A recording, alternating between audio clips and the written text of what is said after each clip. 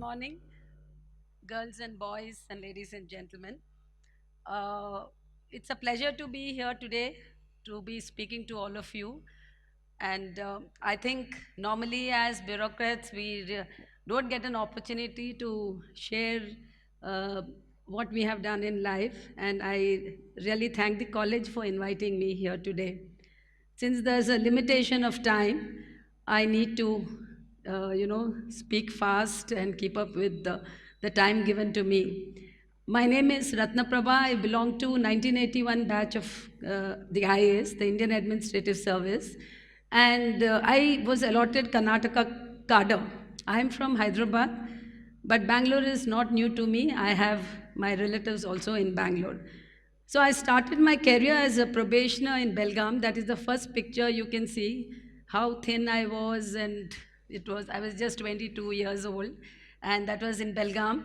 Then I worked as Assistant Commissioner Bidar, and after that I was posted to Chikmagalur, the central part of Karnataka, for a special project called DWCRA, that is DWCRA, Development of Women and Children in Rural Areas.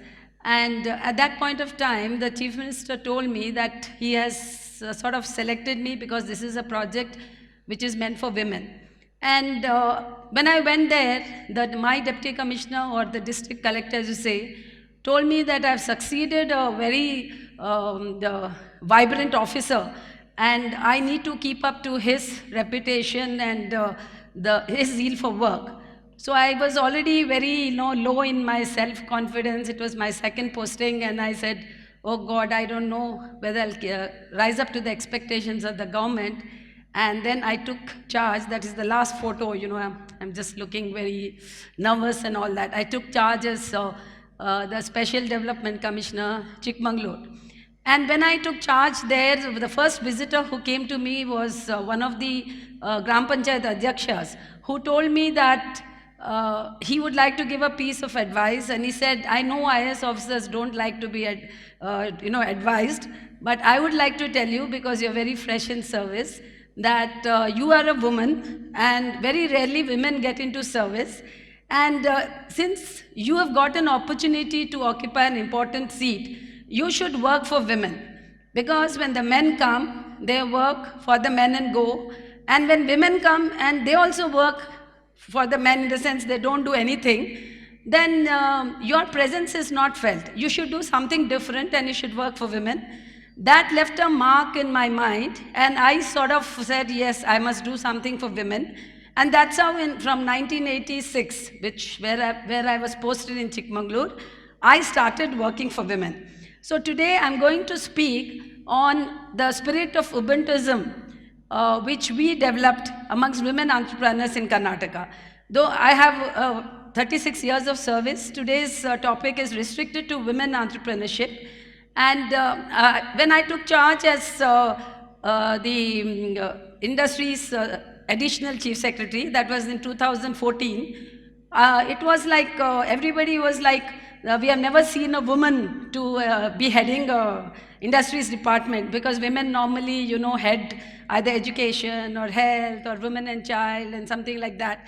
So they said, we have never seen that a woman can head such an important department. And I was first additional chief secretary, industries and commerce, and I took charge. And I went in, I said, what is the industrial policy? And when I looked at the policy, I found that the policy had expired, and 2014 and 19 policy had to be prepared, and it was in a very bad draft condition. So I quickly looked at the policy, and whatever, that Giryapur, Kashappa told me in Chikmagalur always is always in my mind. I first looked in to see what is there for women. And I found the women were all clubbed into one group with ex-servicemen, with physically handicapped, and with the NRIs and other sectors. The women were all clubbed into one chapter. Then I thought this is not right, and one should separate women from, in fact, separate all the sections and have a separate dispensation for them. And that is how, when we created the industrial policy, I had a separate chapter for women. giving incentives to women, and thinking of a independent, exclusive women's park with hordes of incentives and concessions. And this picture shows the launch of the industrial policy on October 14 to 2014. We launched the industrial policy with a special dispensation for women. So once we did it, then I was told that November 19th was declared as the Women's Entrepreneurs Day. And I said, now we've launched this policy, let us get the women. I just checked, and then they said there are some women associations. We called them and we said, can each one of you get 10 or 15, and we'll all sit forward and say, decide how we can take the policy forward. And to my surprise, there was a big hall like this, and there were more than 300, 400 women who came for the way forward. And then we were all so surprised, and that, sort of inspired me. I felt if there so many women have come forward, and definitely we need to have some sort of a separate, channelizing the energy. On that day, I felt there was so much energy amongst women entrepreneurs. And what they needed was just a little bit of mentoring and nurturing. And they were full of ideas and full of issues which they wanted to deal with. Everybody knows that in our country or any part of the world, a woman has to look after the home as well as she has to work outside, whether it's in the office or in the business. And if you're an entrepreneur, you have to work more, for the welfare, you have to make your own money. It's very difficult. And women have to face several challenges, going to the banks to take loans or get their projects cleared, deal with government. So I realized there were a lot of women associations. All of them were independent. They were doing quite well. But there was so much of energy, positive energy amongst these women. And I thought, why not we get them together? And I talked to them. I said, why not all the women associations come together? And then once we come together, you can show our strength. We can show the power. And then we'll have the women's empowerment and the economic development. And women can contribute towards the economy of the state. That is how all the associations like Awake, Emerge, the COVE, there was this WISE in Mysore, and the Vikas in Hubli. So different associations, they all came together. And then we all started working together, and then we started meeting. And then everybody started taking the women seriously, because when they saw the strength of women, then they said, yes, this is something. And the women started talking about the issues and how they can benefit out of being together. And then what we did was, the first opportunity came to us in the form of Invest Karnataka. 2016, government, February, we had the Invest Karnataka, and we said, what do we do? Let us have a different session for women. So far, there was no session for women. So we said, we developed a session for women. And you won't believe it, on that day, the entire auditorium was full. It was really packed. And there were parallel sessions going on, and people were looking for audience, whereas the women's session was so full. It was full of women, and men also had come. And then it was really so encouraging for me. I said, what is this? What is this happening? Why so? And then, when you get that kind of a positive energy, you're also encouraged. You encouraged to do more. And that day we had a buyer-seller meet. We called a lot of MNCs, and we asked the MNCs to talk to women, to improve their business, market their products, and it was a wonderful meeting. Then when we were discussing this, we said, why not to all the women, we should talk to each other every day. So we formed a WhatsApp group. We called it Invest Karnataka WE, that is Women Entrepreneurs. And women started interacting every day. We started talking every day. And every day, when you have a common WhatsApp group, it starts with good morning, it starts up with forwards.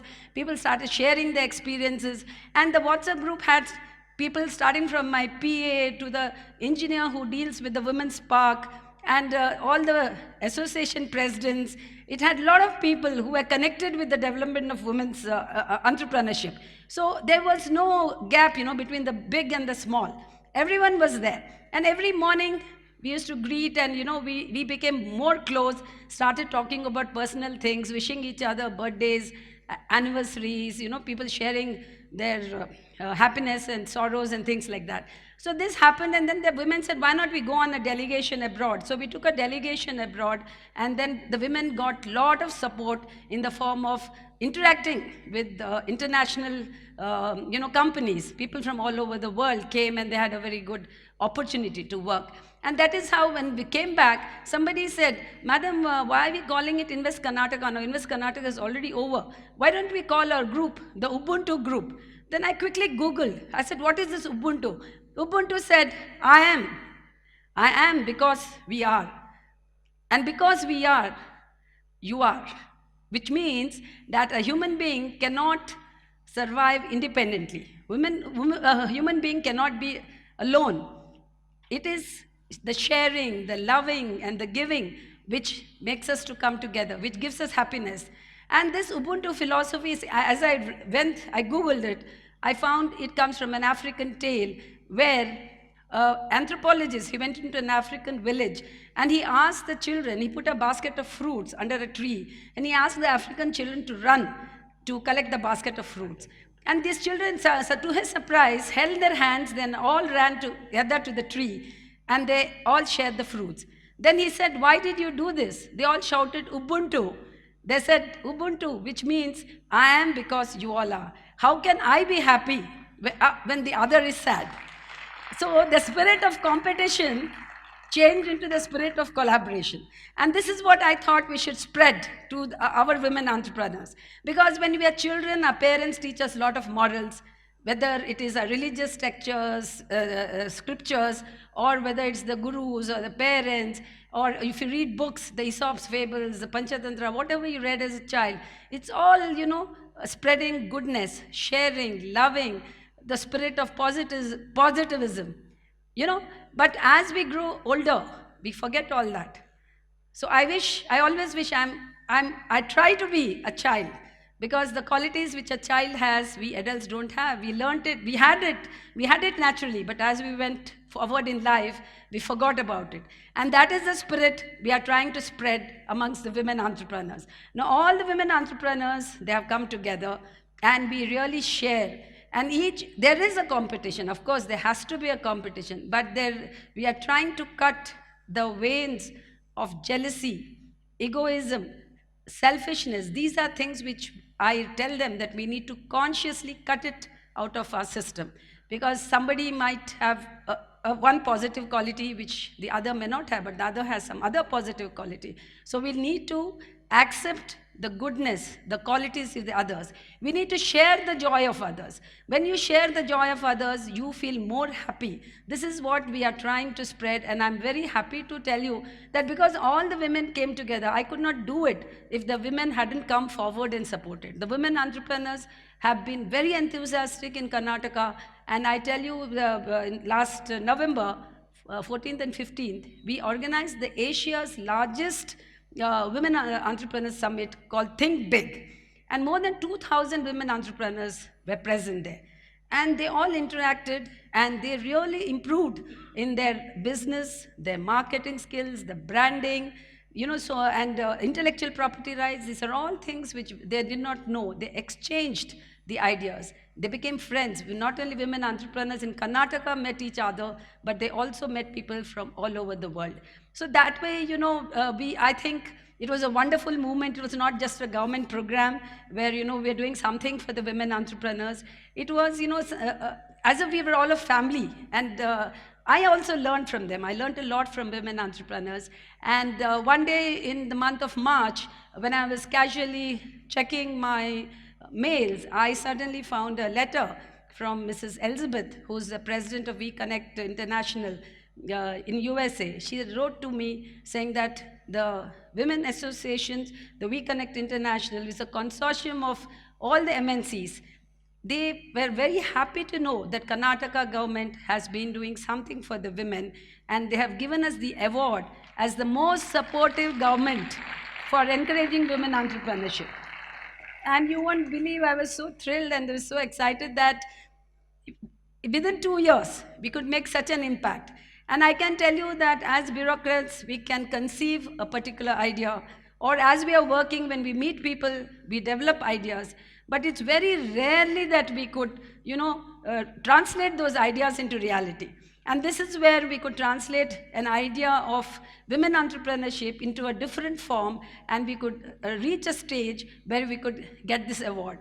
And when I received the award, I was so happy, and I just tweeted saying that I'm very happy that we got this award, and I'm unable to sleep. It was 1 o'clock in the night, and I couldn't sleep. And I tweeted, and for India, it was morning. And I was so excited to know that the joy was shared all over Karnataka. And I started getting a lot of tweets, and more than 45 to 50,000 people in Karnataka shared the joy of Karnataka government receiving this award. It was so wonderful. Then later on, I was thinking, why am I not sleeping? Why am I so excited like a child? Then I realized, yes, this is the excitement which is needed for us. It is needed. We need to be excited. We need to be passionate. We need to be childlike. We should have the childlike enthusiasm. That is what, keeps us moving, and that is what keeps us motivated. I think you kids, you college boys and girls are so wonderful. When I saw your team which came to call me, I just couldn't say no to them. When I saw the enthusiasm, it is something like you have to say yes, you can't say no. That is the reason I came for this event. And I think that is the passion, that is enthusiasm we should take forward in life. Should definitely take it forward in life. And one shouldn't, as you grow, as you get a job, as you move on in life, don't forget these good qualities which you have in you. Don't leave them. Continue to be fun-loving, continue to be, jovial, continue to enjoy life, continue to laugh. I think once you go up in life, you stop laughing. You have to laugh, you have to crack jokes, and you have to share love, and whatever you did in college, that is what you should continue throughout your life. And that is the spirit which keeps you going, and that is the spirit which makes you very good human beings, and that is what which contributes to the development of the country. And I think that this spirit of Ubuntuism, which we try to promote, is something which all of us can follow in our daily life. We should, sharing, loving, giving, and being good to people. Cut out all the negativism from your body and have only positivism. I think it keeps you very healthy, it keeps you very happy, it makes you into a wonderful human being. People will love you, people will like you, and that is what ultimately what we are looking at, that we want to be happy at the end of the day. And this happiness you'll only get by having this spirit of sharing and giving. Thank you very much. Thank you for giving me this opportunity to speak. I'm really happy to be here today to share my thoughts with you. Thank you very much.